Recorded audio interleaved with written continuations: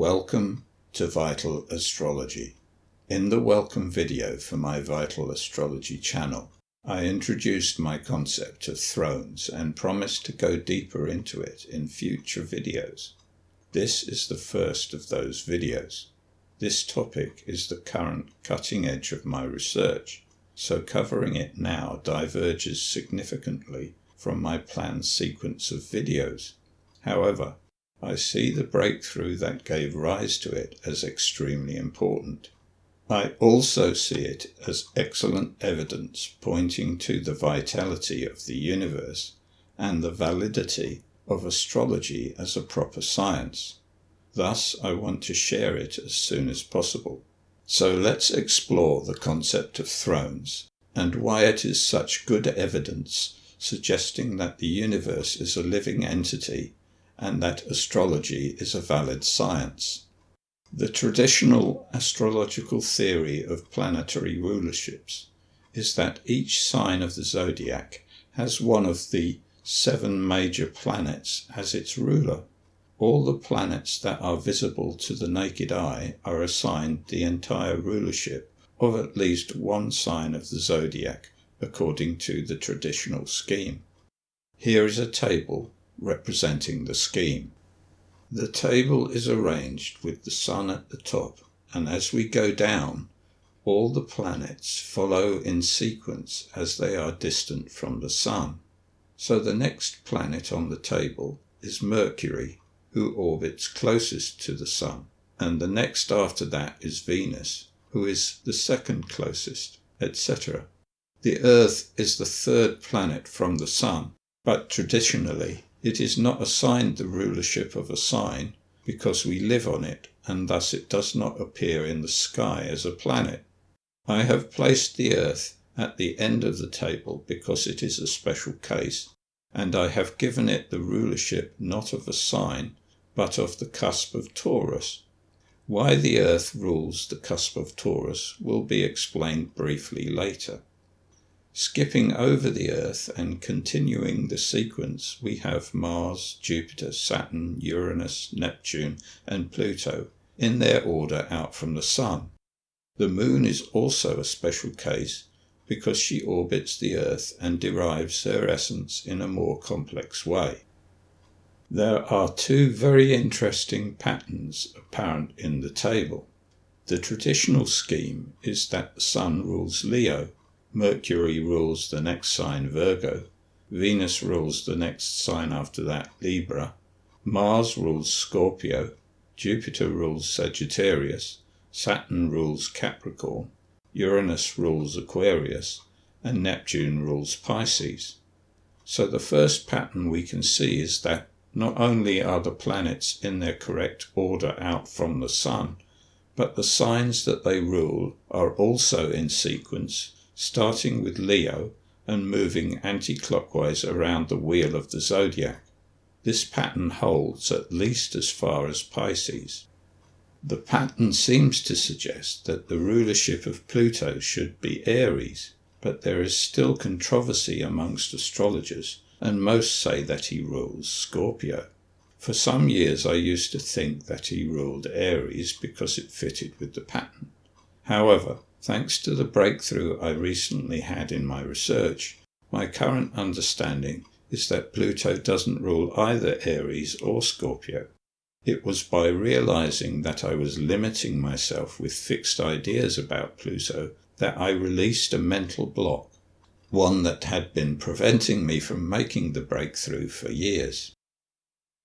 So the table reveals a pattern suggesting that a planet's position out from the Sun correlates with the position of the sign it rules in the zodiac, with Leo, not Aries, being the first sign. This pattern interested me a lot. I could see intuitively that it would eventually help me find a correlation between planetary rulerships and physics. Discovering the exact nature of the physical correlation would explain why the pattern exists. It would also help me understand what the rulership relation between a planet and its sign is. In that regard, there is another pattern evident in the table which also provides a powerful clue. This diagram represents the two patterns extracted from the table. We can see that the diagram consists of 3 concentric wheels with 12 segments, one for each sign. The outer wheel shows the signs of the zodiac with their glyphs in sequence and their elements depicted graphically. The elements of the signs of the zodiac follow the cycle of the elements fire, earth, air, water, fire, earth, air, water, etc. The 2 inner wheels show the ruling planets.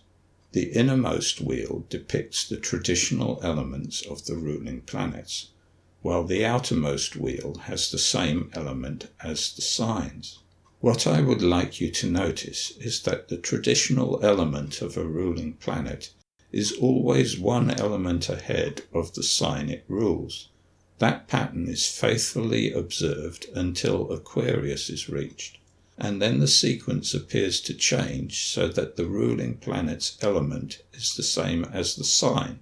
I have represented this shift by placing the planetary glyphs in the innermost wheel from Leo to Capricorn, and then moving them to the outermost planetary wheel from Aquarius onwards. The planetary wheels are empty of names and glyphs from Taurus to Cancer, because their traditional ruling planets say nothing about the pattern.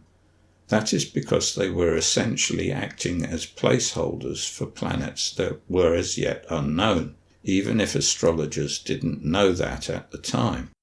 The pattern from Leo to Capricorn was highly suggestive to me. It gave me a powerful mathematical clue, which is too technical to go into on this channel. When I cracked the correlation between physics and the zodiac in 2013, that clue was validated. Because of the patterns outlined in this diagram, I could see intuitively that there is an underlying mathematical pattern which relates a planet's orbital frequency to a specific point in the zodiac. It took me nearly 6 years to find that pattern because of the mental block about Pluto's rulership, but I did find it this year.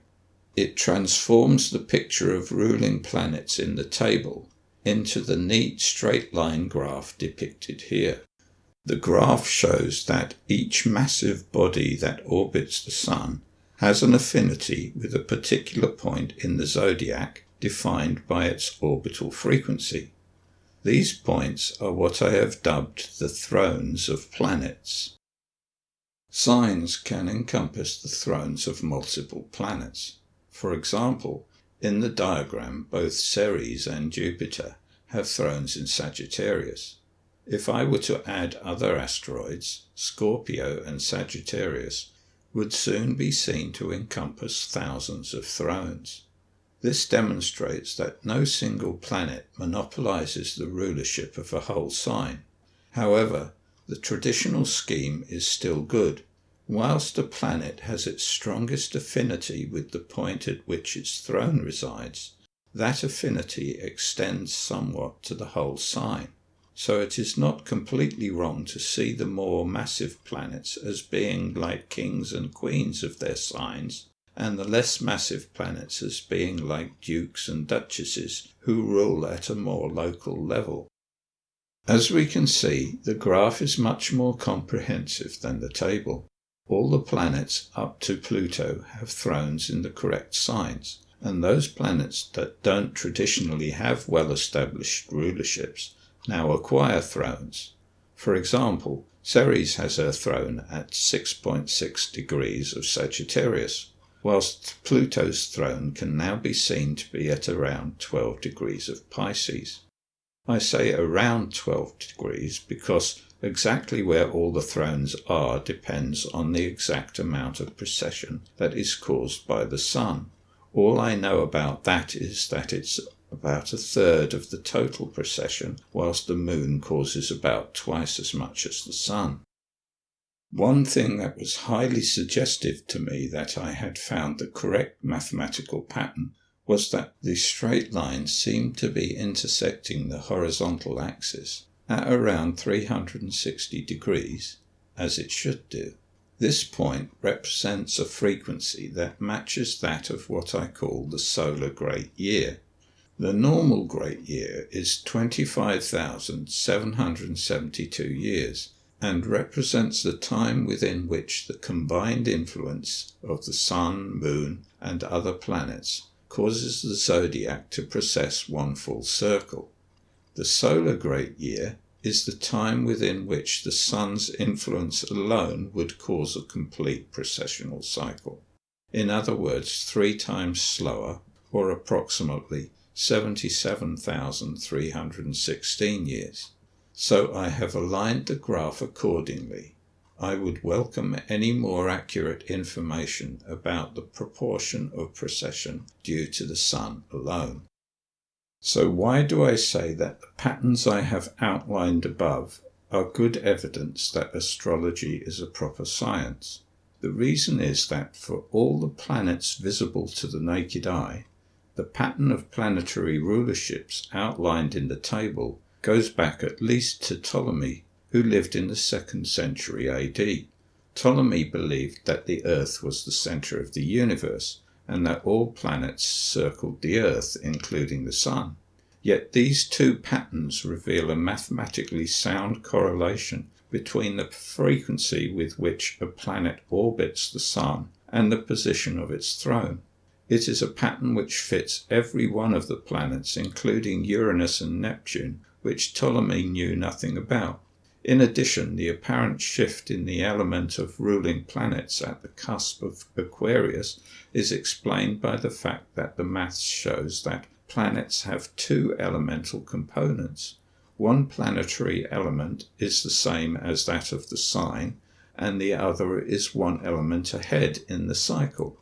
The planets always have this double elemental nature. It is just that a shift of focus happens at the cusp of Aquarius. There is one final point I want to make. In the table, I assigned the Sun an Earth element. Many might have a valid argument with that and want to insist that it is a fire planet. The gravitational center of the solar system does have a fire essence, a double one in fact. It is so close to the Sun that they are effectively inseparable. So the Sun appears to be a fire planet, but its essence is made very complex by virtue of it being by far the most massive body in the solar system. Thus it doesn't have a normal orbit and wobbles at multiple frequencies according to the pull of every other planet. The effect of that is far too complex to unpack here. In the table, I have given the Sun an Earth essence because that is the essence that a normal-sized planet would acquire if it orbited the Sun at the distance the Sun is from the solar center. Also, for us, the overwhelmingly predominant frequency of the Sun's wobble is the orbital frequency of the Earth. This is not actually the Sun's essence, but it is a reflection of the Earth's. Normally, that would give a planet a throne on the cusp of Scorpio and a predominantly water essence. But since the Earth beneath our feet is always effectively in the opposite sign to the one the Sun is currently in, that gives the Earth a throne at the cusp of the opposite sign to Scorpio, Taurus, and a predominantly Earth essence. So either way, the actual physical mass of the Sun has a very fiery Earth essence. That is all for now. Thank you for your attention.